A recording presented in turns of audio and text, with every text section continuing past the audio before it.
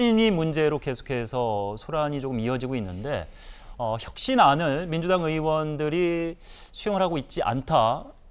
공개 저격이 또 나왔다고 하는데요.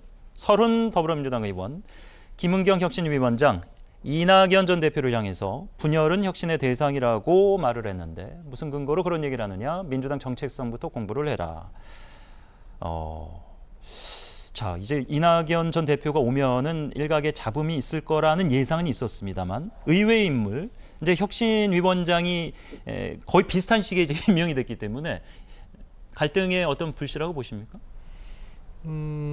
우선은 지금 혁신위 위원장이나 혁신위 입장에서 보면은 1호 혁신안이라고 지칭됐던 불체포 특권의 현실적인 포기, 체포동의안이 올라오면 당론으로 가결한다. 이것이 이제 통과가 안 됐잖아요. 의총에서 추인이 안 되고. 그러니까 거기서부터 조금 좌절감을 느끼고 조금 더 공격적으로 이 메시지를 내고 했거든요. 그리고 이낙연 대표에 대한 문제도 뭐 이렇게 보면은 또 혁신위원장으로서 할 수 있는 얘기지만 또 당사자인 이낙연 대표나 또 뭐 서른 의원 같은 대선 때 이낙연 대표를 도왔던 분들 입장에서 보면은 지나치다라고 또 느낄 수도 있어요. 그래서 혁신위원장이 정치를 한 분이 아니기 때문에 저런 이제 메시지나 언어에 조금 트러블이 또 날 수도 있죠. 그런데 오늘 혁신위에서 또 좀 전에 소위 체포동의안 포기 이것을 당론 가결 이것을 정당한 체포동의안 청구가 있을 때로 한정을 했어요.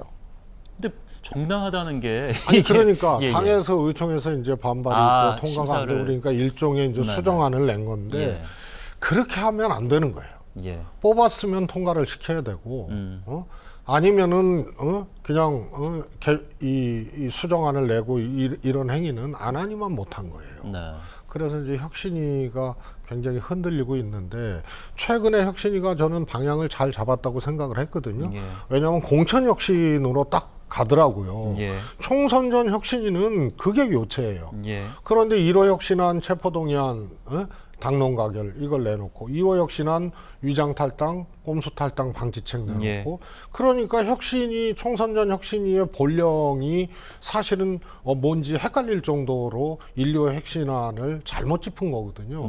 근데 최근에 공천에 대한 기준 이런 것을 여론을 정하면서 그쪽으로 이제 분명히 무게중심을 갖고 가는 걸 보면서 이제 방향을 잡았구나 했는데 이제 이런 발언들 또 오늘 1호 혁신안을 사실상 후퇴시키는 거 이런 것은 자승자박과 같은 그런 혁신위의 모습으로 평가될 수밖에 없습니다.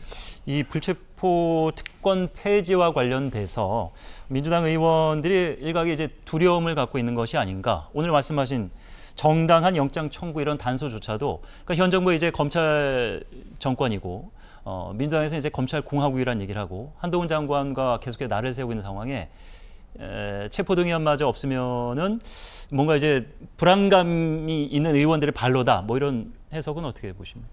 저는 그 일측면 다 양쪽 다 얘기가 일리가 있어요.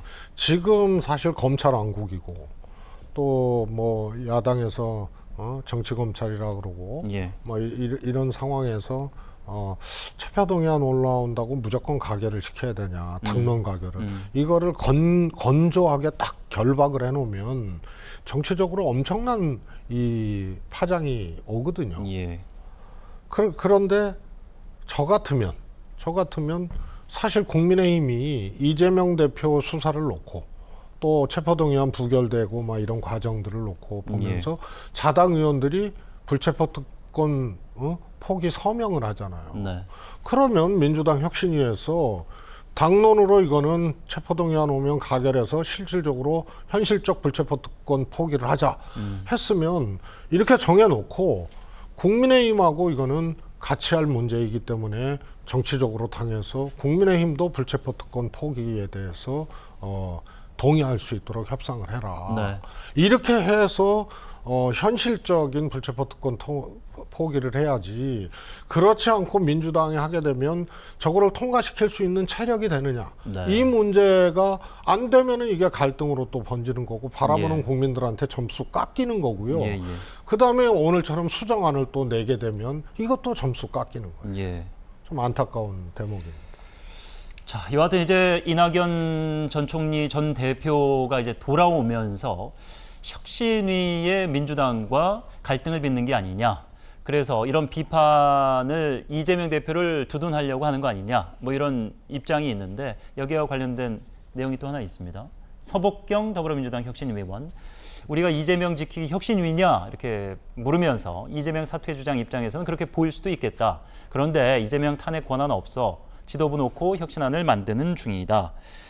공정하게 혁신안을 준비하고 있다라는 그냥 항변인데 이게 이제 이 시각 자체가 혁신이랑 별개로 이재명 대표와 이낙연 전 대표 총리 간의 사이가 이렇게 좋지 않다라는 그런 시각과 맥을 같이 하는 것 같아서 실제로 그렇습니까?